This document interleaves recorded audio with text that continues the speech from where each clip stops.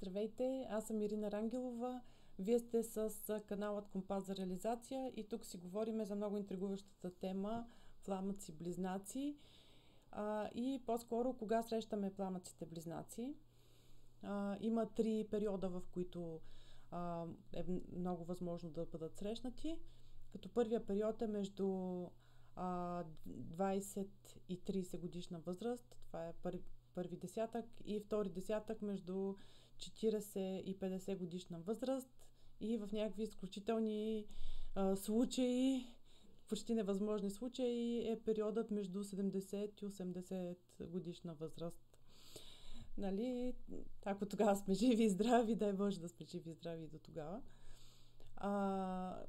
Какво всъщност се случва, когато срещнем пламъците близнаци? За вас, които не знаете какво точно е пламък близнак, това е когато имаш физическа среща с човек, който отключва твоята жизнена енергия, жизнената ти енергия, някои я наричат кундалини енергия, и започват да текат процеси в тялото ти, които, меко казано, ги смяташ за странни, нещо, което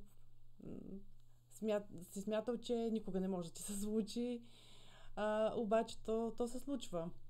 Случва се, ако, разбира се, си благословен да ти се случи. Не на всеки се случва. Но тези периоди са най-често срещаните. Разбира се, има изключения, но най-често срещано е да се случи между 40 и 50 годишна възраст. В някои случаи се среща между 20 и 30 годишна възраст. Какво случва, когато срещнеш пламъка близнак? Усещането е, че един вид този човек носи твоята душа. Сякаш твоята душа, когато се е природила в две тела, и ти винаги си познавал този човек и винаги си бил свързан с този човек и винаги знаеш какво точно се случва с него, и усещаш такова неустоимо привличане и благоговение пред него. Често се случва този човек да е някой гуру, примерно някой жив учител там от Индия, но още по-често се случва този човек просто да е просто да е обикновен човек, и този човек даже, разбира се, да е доста по-млад от нас. Може да се случи да е по-възрастен. Въпросът е, че разликата в годините почти винаги има. Например, ако сме между 20 и 30 годишна възраст, много често пламъка близнак е в другия период между 40 и 50. В някои случаи 70, когато става въпрос за духовен водач. Когато сме в периода 40-50 годишна възраст, нашия пламък може да е в долната граница, да е в 20-30 годишна възраст в този период, и разбира се и да е в горната граница. Какво се случва? Случва се в моменти, в които ние сме в преход.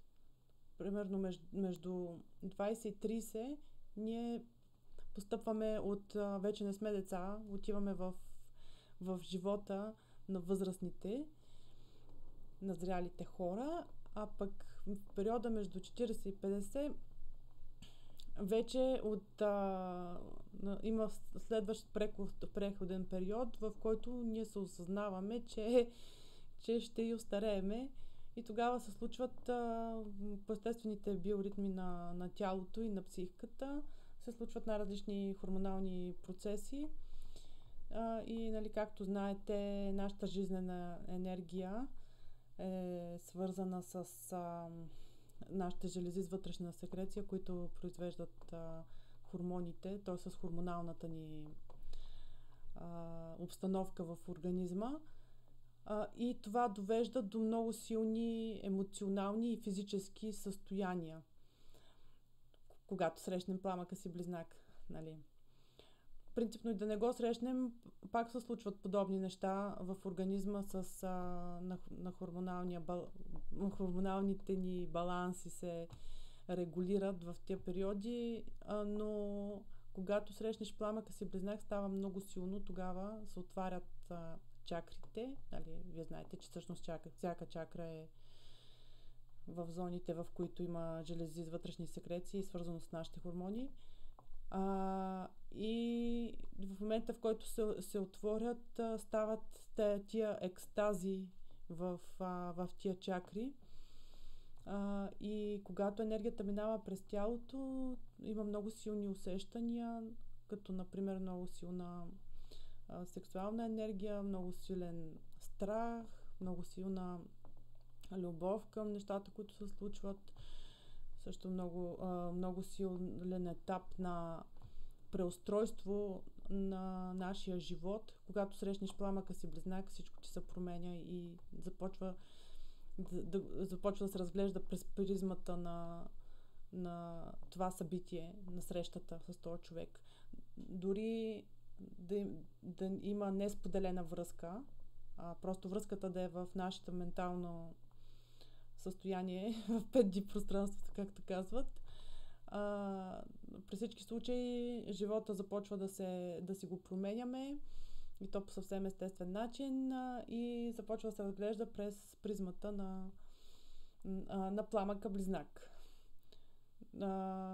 Стават равносметки, става смяна на работно място, става смяна на къща, може дори да се преместите в друга държава, или психологическото ви състояние да мине на друг етап. И въобще това е самата среща на близнака е едно духовно израстване. Как се усеща, като сякаш до момента си бил един и в момента на срещата вече си друг човек. И също така е свързано с изгаряне на егото. Егото то няма място. Няма място, защото от такива силни емоции, които се усещат, единственото, което човек може да направи, е да се примири и да остави събитията да протекат по естествен начин. Защото иначе от събитие, което би трябвало да е добро и да донесе безкрайно щастие, може да се преживее и като нещо, като страдание, с две думи. В тези периоди, в които се среща пламъка близнак, много често се забелязват такива синхроничности.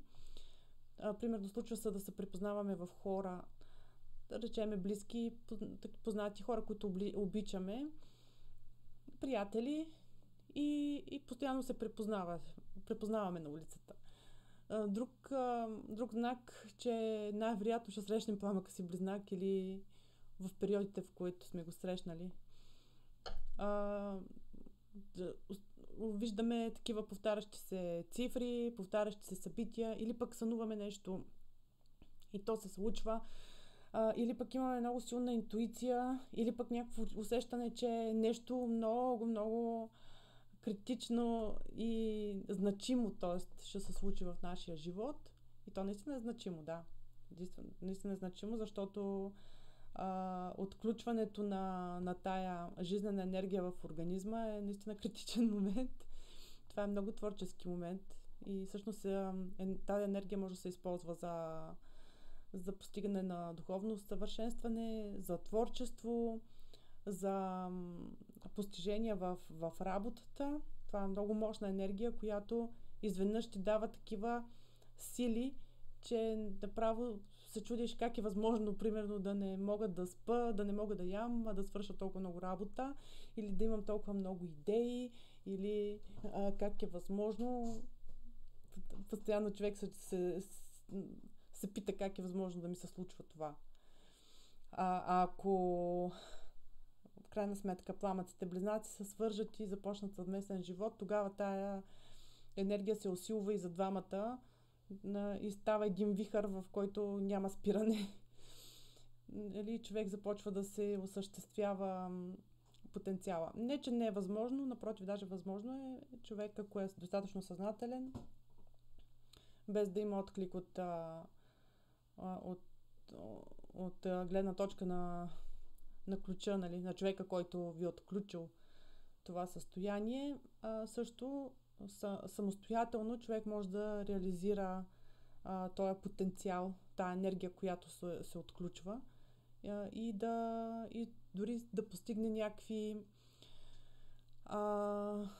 като например дори, не знам вие дали вярвате в такива неща, но например отваряне на третото око, на много силна интуиция,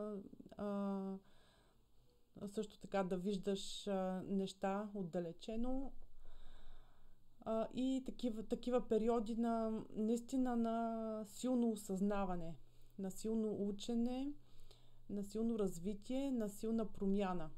Всъщност това е, което се случва и тая енергия ти усещаш, че имаш енергията в тялото си с все сила.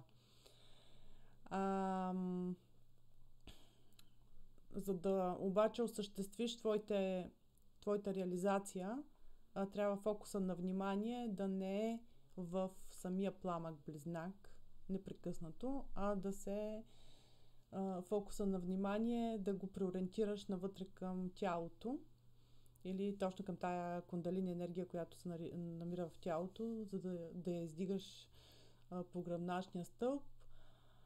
Защото, но това е много трудно, особено в самото начало, в момента в който срещнеш близнака, такъв взрив се получава, екстаз на хормоните, че е много трудно да се отлепиш от обекта на отключване на енергията. Но все пак нещата се постигат и малко по малко влизат в някакво равновесие.